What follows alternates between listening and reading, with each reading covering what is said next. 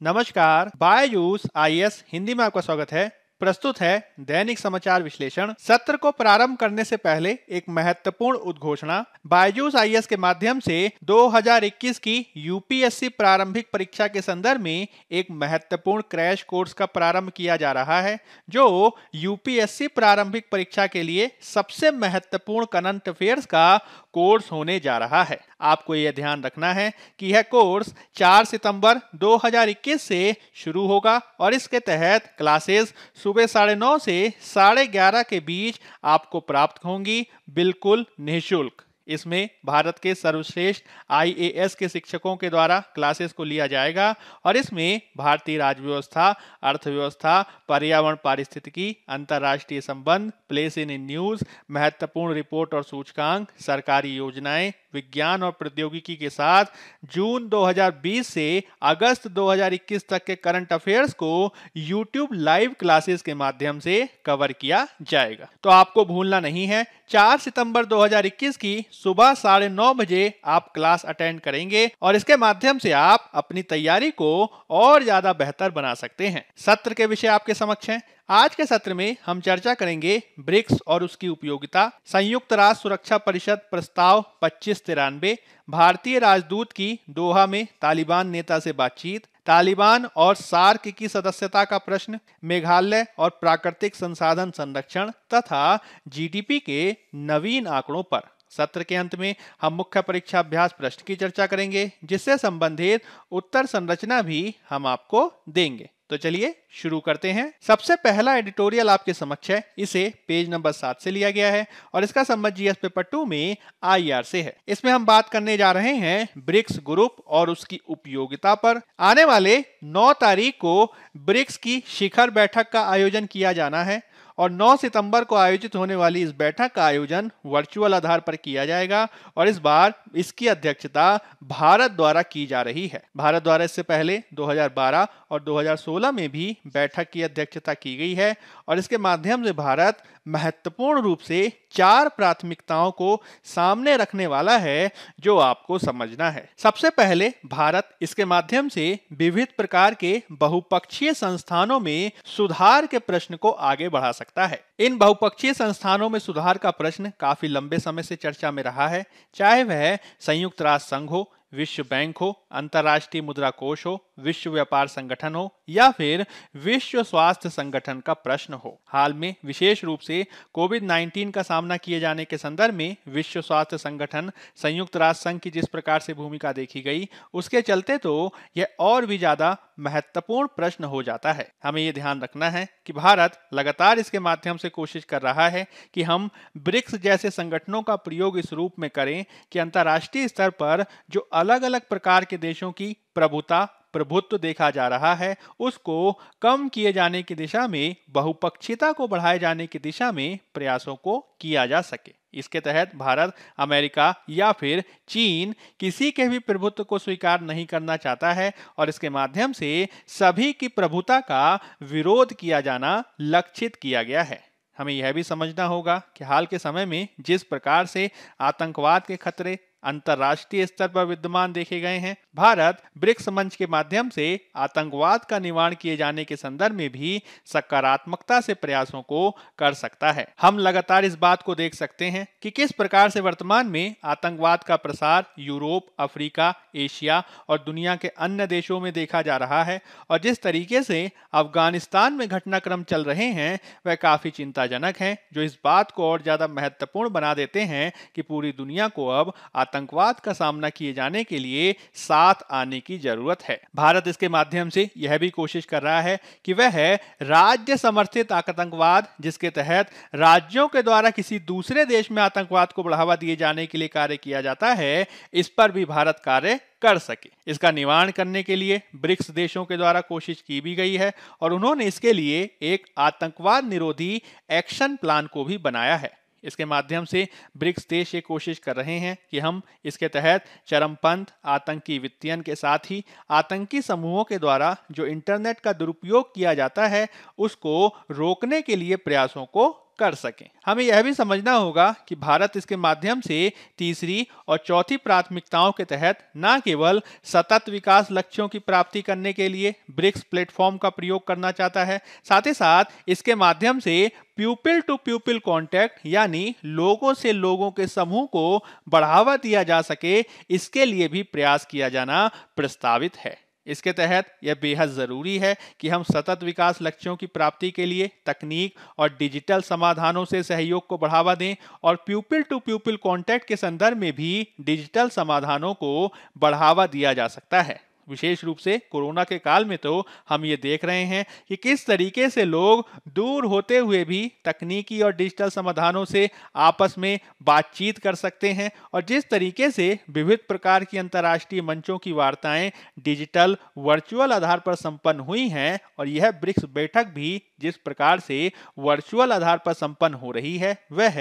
लोगों को आपस में जोड़े जाने की दिशा में तकनीक और डिजिटल समाधानों के महत्व को ही दर्शाता है। हमें यह भी ध्यान रखना होगा कि ब्रिक्स देश दुनिया के सबसे तेजी से उभरने वाली अर्थव्यवस्थाएं हैं। यही कारण है कि ब्रिक्स देशों के मध्य व्यापार और निवेश संबंधों को भी प्रगाढ़ बनाने की बात की जा रही है। हालांकि इसमें हम यह भी देखना होगा कि किस प्रकार से चीन अपनी केंद्रिता के चलते या फिर अर्थव्यवस्था में अपनी डोमिनेंट प्रभुत्वशाली स्थिति के चलते यदाकदा भारत के समक्ष चुनौतियां उत्पन्न करता रहता है। फिर भी भारत लगातार कोशिश कर रहा है कि ब्रिक्स जैसे बहुपक्षीय मंचों के माध्यम से चीन की केंद्रीयता का सामना किया जा सके और निवेश व्यापार आदि के संदर्भ में जो चीन का झुकाव देखा जा रहा है उसको भी किसी न किसी रूप में संबोधित किया जा सके। इसी के संदर्भ में हमें ब्रिक्स के समक्ष कुछ अन्य चुनौतियों को भी ध्यान में रखे जाने की आवश्यकता है। हमें यह समझना होगा कि मूल रूप से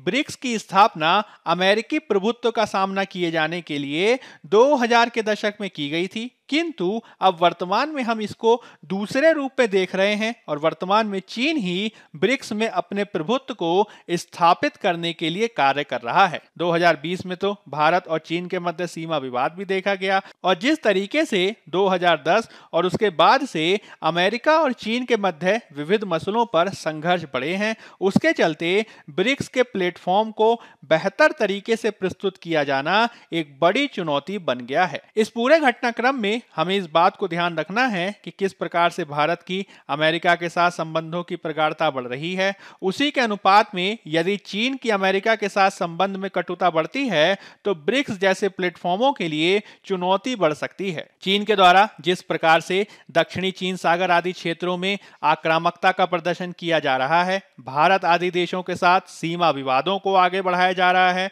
वह कहीं ना कहीं ब्रिक्स की एकता पर ही नकारात्मक प्रभाव डाल सकता है। हमें यह भी समझना होगा कि चूंकि ब्रिक्स एक ऐसे प्लेटफॉर्म के रूप में कार्य करता है जिसके माध्यम से समय समय पर उभरते हुए देश यानी विकासशील देशों आदि की मांगों को आगे बढ़ाए जाने के संदर्भ में सकारात्मकता से कार्य किए जाने की बात की जाती है, बावजूद इसके ब्रिक्स पर लगातार इस बात का आरोप लगाया जाता है कि वह जो ग्लोबल साउथ है यानी विकासशील देशों के जो हित हैं उनको बेहतर ढंग से आगे नहीं बढ़ा पा रहा है और इसी के चलते कई बार ब्रिक्स की प्रासंगिकता पर भी प्रश्न खड़े कर दिए जाते हैं। इन्हीं सब चुनौतियों को देखते हुए ही वर्तमान में हमें ब्रिक्स को और बेहतर बनाने के लिए कोशिशों को करना होगा। हमें इन चुनौतियों को ध्यान में रखना होगा और ब्रिक्स देश विभिन्न क्षेत्रों में सहयोग को बढ़ा सकें, इसके लिए कार्य किए जाने की आवश्यकता है। जैसे कि ब्रिक्स देश आपस में व्यापार और निवेश में विविधीकरण को बढ़ावा दे सकते हैं,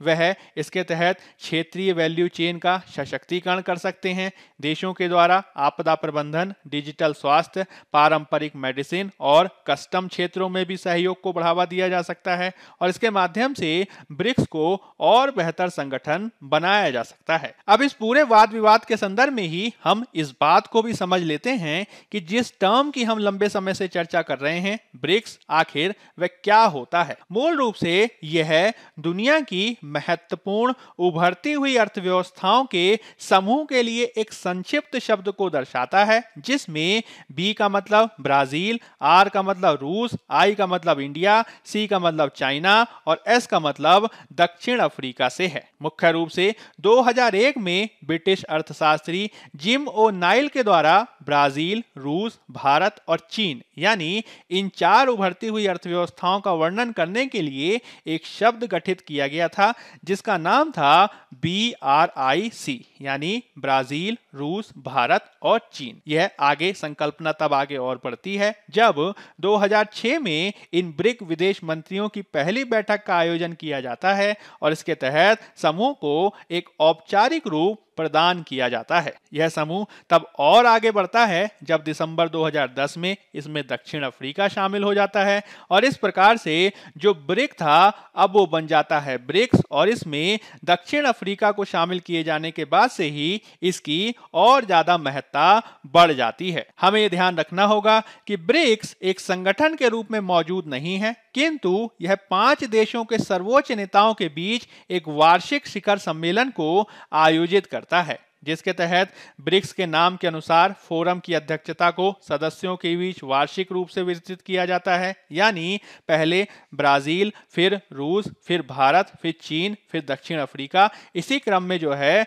शिखर सम्मेलन आयोजित किया जाता है। मुख्य रूप से आपको इस बात को ध्यान रखना है कि अपने आकार और अर्थव्यवस्था के महत्व के चलते इसकी सबसे ज्यादा चर्चा की जाती है जिसके तहत ब्रिक्स दुनिया की आबादी का लगभग 40% और सकल घरेलू उत्पाद का लगभग 30% का प्रतिनिधित्व करता है जो इसे एक बेहद महत्वपूर्ण आर्थिक इंजन बना देता है। साथ ही साथ यह उभरते हुए निवेश बाजार को भी प्रदर्शित करता है और इसके अतिरिक्त यह वैश्विक शक्ति ब्लॉक के रूप में भी देखा जा सकता है जो मुख्य रूप से विकासशील देशों के लिए एक विकल्प के रूप में सामने आ सकता है। यही कारण है कि इसके उद्देश्यों को भी हमें समझने की आवश्यकता है जो ब्रिक्स समूहों के भीतर अलग अलग देशों के बीच सतत, न्याय संगत और पारस्परिक रूप से लाभप्रद विकास के लिए सहयोग को गहरा, व्यापक और गहन बनाने की बात करता है। साथ ही साथ ब्रिक्स ये चाहता है कि हर देश की समृद्धि हो, हर देश का विकास हो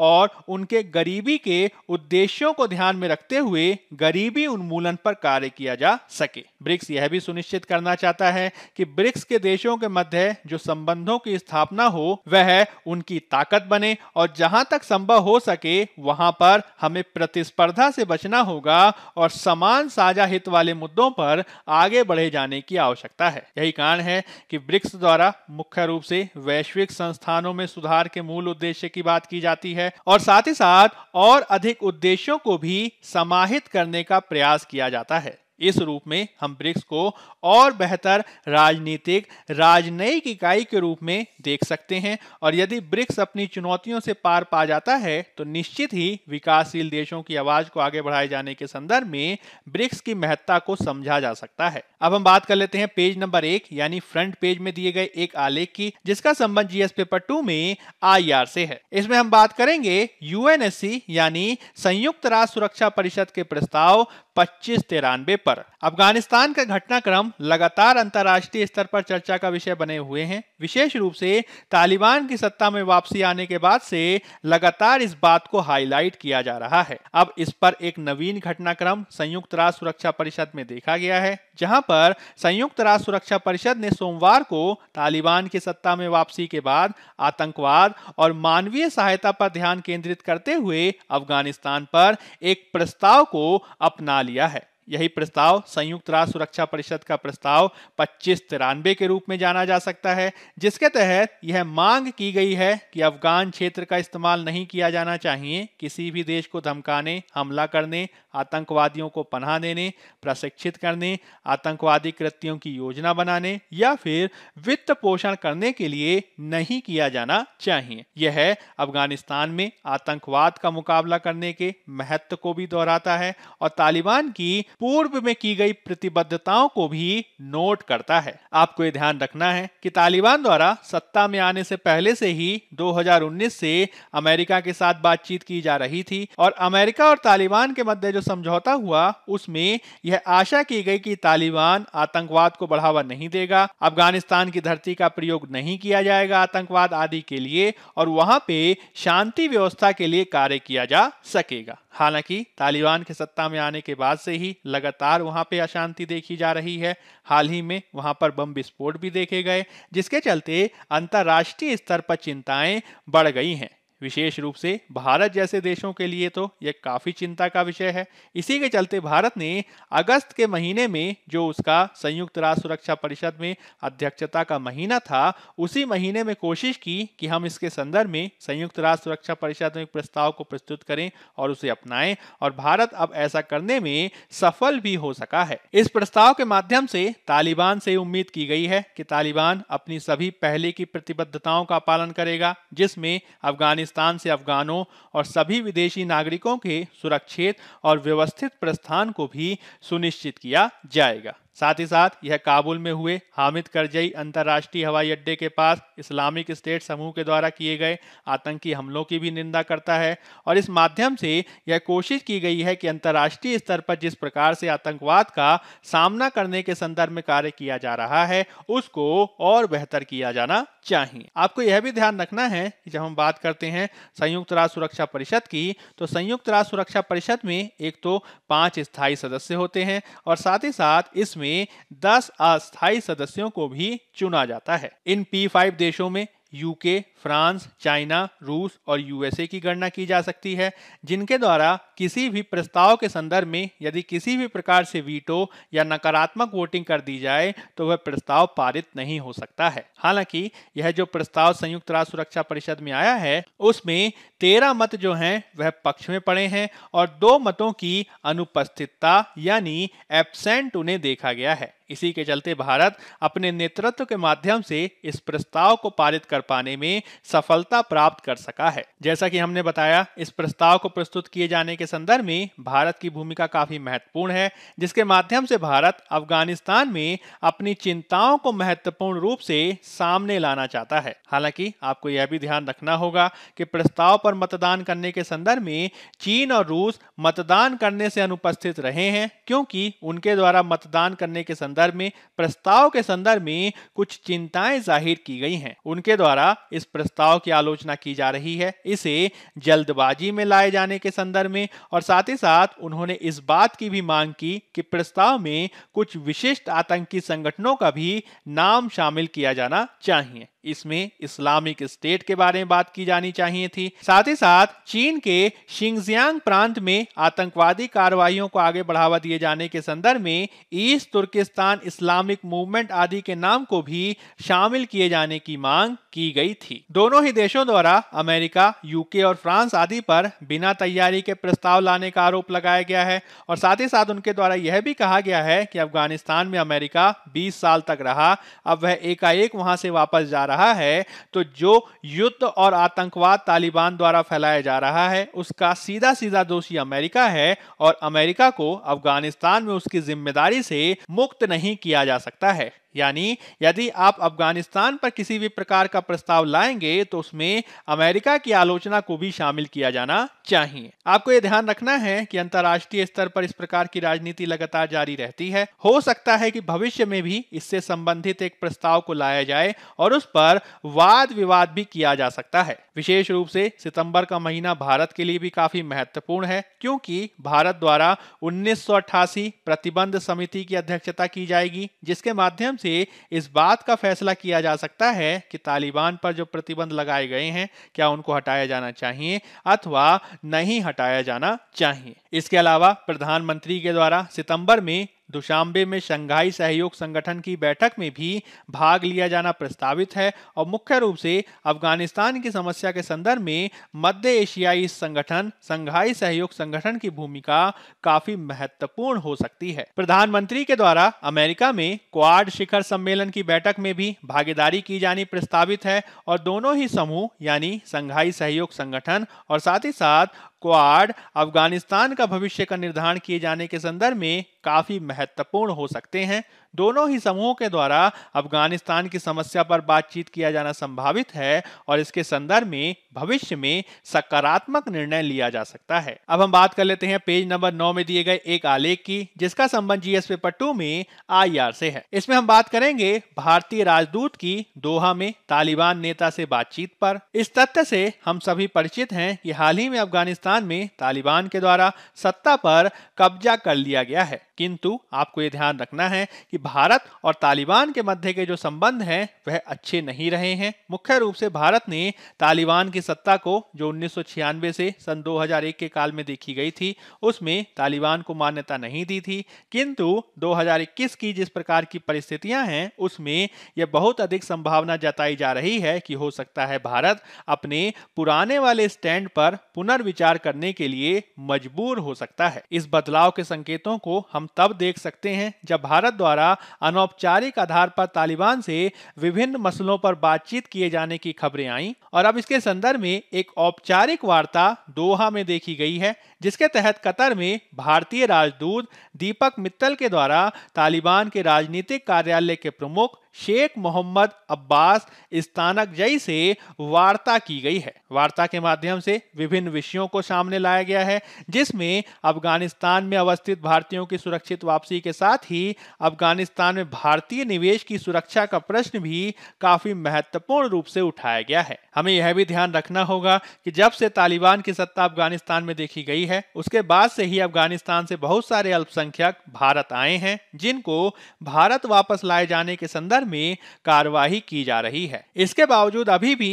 140 से अधिक सिख काबुल में बने हुए हैं, जिन्हें भारत में लाए जाने की आवश्यकता है। अब तक भारत के द्वारा 500 से अधिक भारतीयों को अफगानिस्तान से वापस लाया गया है और जिस प्रकार से वार्ता देखी जा रही है वह तालिबान के प्रतिनिधि से की गई वार्ता को हम भारत की तालिबान के प्रति एक नीति परिवर्तन के रूप में देख सकते हैं। अब ये देखने वाली बात होगी, क्या भारत भविष्य में तालिबान को एक आतंकवादी संगठन के रूप में ही मानता है या फिर उसे एक सरकार के रूप में मान्यता प्रदान की जाती है। विशेष रूप से भारत की जो चिंता है वह एक महत्वपूर्ण नेटवर्क यानी हक्कानी नेटवर्क के संदर्भ में है, जिसके प्रमुख सिराजुद्दीन हक्कानी के द्वारा वर्तमान में तालिबान के प्रमुख के डिप्टी के रूप में कार्य किया जा रहा है। हालांकि आपको यह ध्यान रखना है कि विशेष रूप से हक्कानी नेटवर्क भारत के प्रति पूर्व में हिंसात्मक बना रहा है और उसके द्वारा ही 2018-19 में भारतीय दूतावास पर हमले कराए गए थे। तो हक्कानी नेटवर्क यदि तालिबान में शामिल होता है और तालिबान के द्वारा एक समावेशी सरकार का निर्माण नहीं किया जाता है तो इससे भारत के लिए समस्याएं पैदा हो सकती हैं। यही कारण है कि इस प्रकार के खतरे की आशंकाएं ना रहें, इसको दूर किए जाने के संदर्भ में ही तालिबान से वार्ता की जा रही है और भविष्य में हम ये उम्मीद कर सकते हैं कि इसके सकारात्मक परिणाम निकलेंगे। अब हम बात कर लेते हैं पेज नंबर 9 में दिए गए एक अन्य आलेख की, जिसका संबंध जीएस पेपर 2 में आईआर से है। इसमें हम बात करेंगे तालिबान और सार्क की सदस्यता के प्रश्न पर। आने वाले समय में सार्क यानी क्षेत्रीय सहयोग के लिए दक्षिण एशियाई संगठन की इस्लामाबाद में बैठक प्रस्तावित है और चूंकि अफगानिस्तान भी 2007 के बाद से सार्क का सदस्य है, तो तालिबान द्वारा सत्ता प्राप्त किए जाने के पश्चात सार्क में तालिबान की सदस्यता को स्वीकार किया जाएगा अथवा नहीं, इस पर अभी तक प्रश्न चिन्ह बना हुआ है। जैसा कि अभी हमारे द्वारा चर्चा की गई कि भारत द्वारा तालिबान से वार्ता किए जाने का प्रयास किया जा रहा है और यदि वार्ता सफल रहती है तो निश्चित ही सार्क प्लेटफॉर्म पर तालिबान सरकार को मान्यता दी जा सकती है। हालांकि तालिबान सरकार को मान्यता दिए जाने के संदर्भ में भारत लगातार इस बात पर बल दे रहा है कि तालिबान एक ऐसी सरकार का गठन करे जो समावेशी होनी चाहिए। अब यहीं से काफी चुनौतियां उभर के सामने आ जाती हैं। यदि तालिबान के द्वारा इस प्रकार की समावेशी सरकार नहीं बनाई जाती है तो भारत के लिए चुनौतियां बढ़ सकती हैं। यही कारण है कि भारत इसका निवारण करने के लिए वार्ता आदि के माध्यम से प्रयासों को कर रहा है। हमें यह भी ध्यान रखना होगा कि सितंबर महीने में संयुक्त राष्ट्र की महासभा की भी बैठक भी होनी है, तो वहां पर भी क्या तालिबान सरकार को मान्यता दी जाएगी, यह प्रश्न काफी महत्वपूर्ण है, क्योंकि भारत अभी भी सुरक्षा परिषद का अस्थायी सदस्य है और सुरक्षा परिषद के माध्यम से भारत लगातार ये कोशिश कर रहा है कि तालिबान को अपने हितों के हिसाब से आगे बढ़ाया जा सके और अफगानिस्तान में अपने हितों की रक्षा करने के दृष्टिकोण से जितने भी घटनाक्रमों की हम चर्चा कर रहे हैं वह काफी महत्वपूर्ण हो जाते हैं। अब हम बात कर लेते हैं पेज नंबर 7 में दिए गए एक एडिटोरियल की, जिसका संबंध जीएस पेपर 3 में पर्यावरण और पारिस्थितिकी से है। इसमें हम बात करेंगे मेघालय और प्राकृतिक संसाधन प्रबंधन पर। हाल ही में पूर्वोत्तर के क्षेत्र में होने वाले जलवायु परिवर्तन और निर्वनीकरण के चलते प्राकृतिक संसाधनों का लगातार ह्रास देखा जा रहा है। इस प्रकार का ह्रास मेघालय राज्य में भी देखा जा रहा है, जिसके चलते वहां पर जल की कमी जैसी समस्याओं से राज्य के लोगों को इसका सामना करना पड़ रहा है। यही कारण है कि सरकार और विविध प्रकार के अन्य संगठन इसका समाधान करने का प्रयास कर रहे हैं और इसका समाधान किए जाने के संदर्भ में हाल में ही एक नवीन संकल्पना के साथ विविध संगठन सामने आए हैं। इसके तहत मुख्य रूप से स्वदेशी ज्ञान के माध्यम से संसाधनों के सतत प्रबंधन पर बल दिया जाता है। इस प्रकार की सतत संसाधन प्रबंधन की संकल्पना के संदर्भ में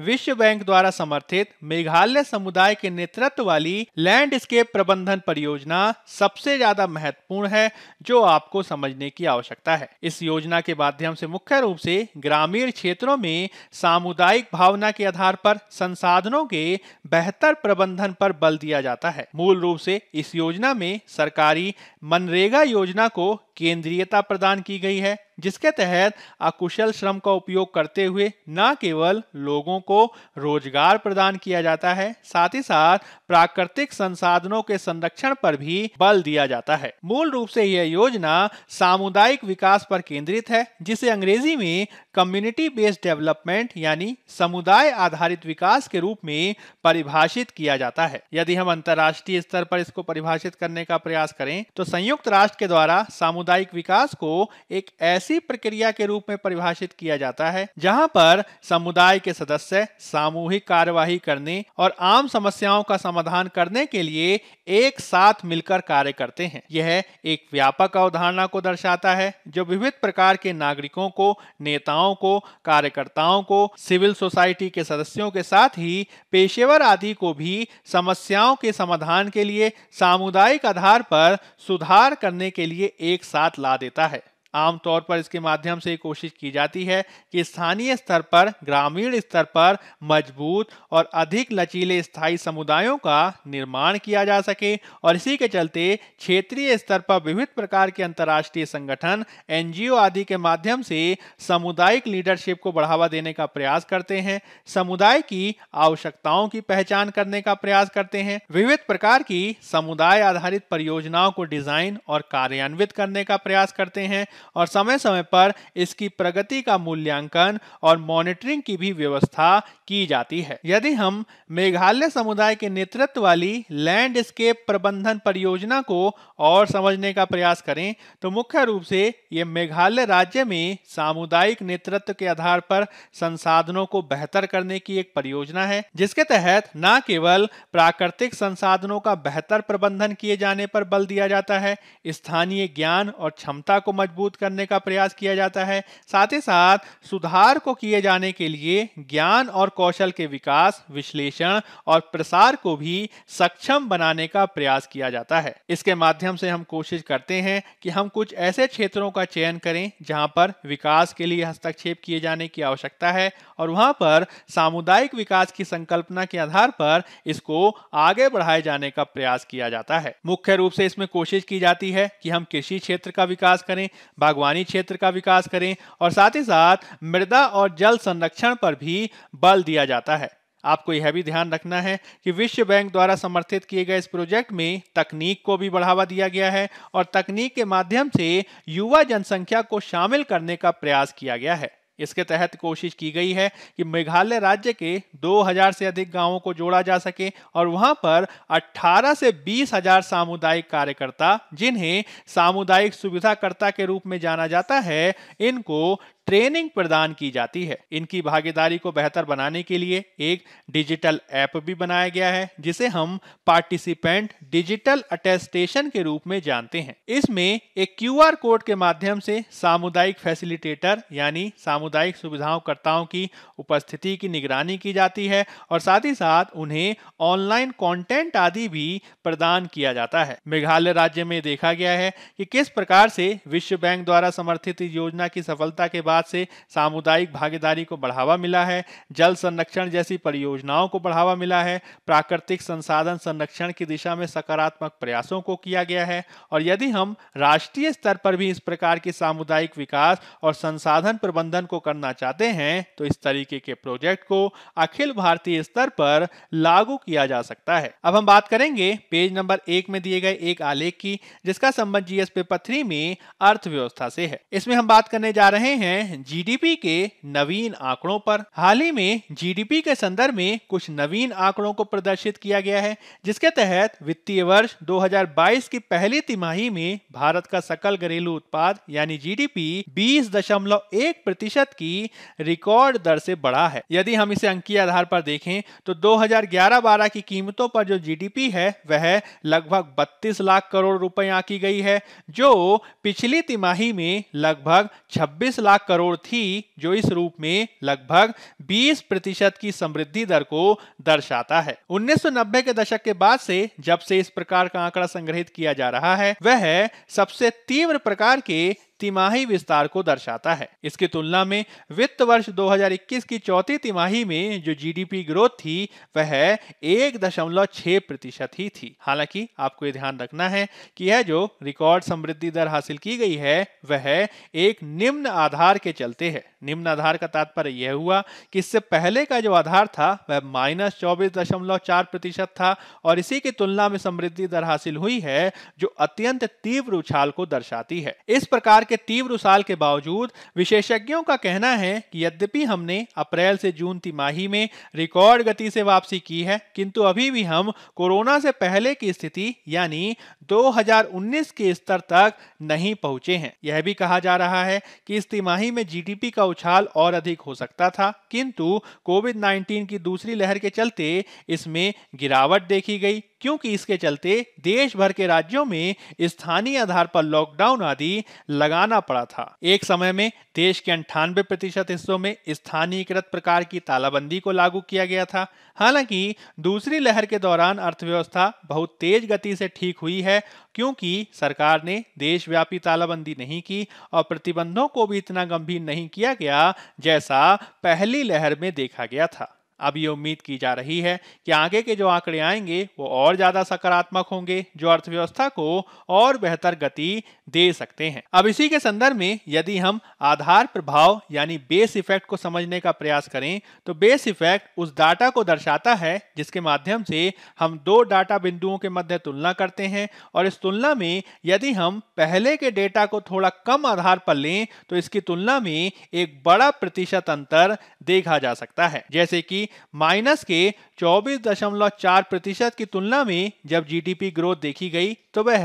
20% की जीडीपी ग्रोथ देखी गई, किंतु यह 20% की जीडीपी ग्रोथ इसीलिए देखी गई है क्योंकि हम तुलना कर रहे हैं माइनस के 24.4% थे। इसके चलते अर्थव्यवस्था यदि थोड़ी सी भी ग्रोथ करेगी तो इसकी तुलना में ग्रोथ को काफी बड़े रूप में देखा जा सकता है। अब हम बात कर लेते हैं मुख्य परीक्षा अभ्यास प्रश्न की। पहला प्रश्न है, ब्रिक्स समूह को एक बिंदु तक सफलता के रूप में देखा जाता था, लेकिन अब यह कई चुनौतियों का सामना कर रहा है। कथन की जांच करें और समूह को बेहतर बनाने के लिए सुझाव दें। 15 अंक 250 शब्द। दूसरा प्रश्न है, पारंपरिक प्रथाओं और सामुदायिक भागीदारी प्राकृतिक संसाधनों के सतत उपयोग को कैसे बढ़ावा दे सकती है, एक उदाहरण से समझाइए। 15 अंक 250 शब्द। पहले उत्तर की संरचना की भूमिका में आप ब्रिक्स समूह का सामान्य परिचय देंगे और इसके मुख्य भाग में आप ब्रिक्स समूह के उद्देश्य और महत्व को स्पष्ट करेंगे। फिर आप ब्रिक्स के सम्मुख हालिया चुनौतियों की चर्चा करेंगे और चुनौतियों के निवारण में कुछ सुझावों को देंगे। अंत में एक उपयुक्त सकारात्मक निष्कर्ष प्रस्तुत करेंगे और इस रूप में आपका उत्तर पूर्ण होगा। दूसरे उत्तर की संरचना की भूमिका में आप सामुदायिक भागीदारी का सामान्य परिचय देंगे और इसके मुख्य भाग में आप सामुदायिक भागीदारी से प्राकृतिक संसाधनों के सतत उपयोग के संदर्भ में मेघालय का उदाहरण देंगे और इसमें मेघालय समुदाय के नेतृत्व वाली लैंडस्केप प्रबंधन परियोजना को स्पष्ट करेंगे। इसके संदर्भ में आप कुछ उपयुक्त सुझाव भी प्रस्तुत कर सकते हैं और अंत में एक उपयुक्त सकारात्मक निष्कर्ष प्रस्तुत करते हुए अपने उत्तर को पूर्ण करेंगे। बायजूस आईएएस हिंदी के आज के अंक में फिलहाल इतना ही। धन्यवाद।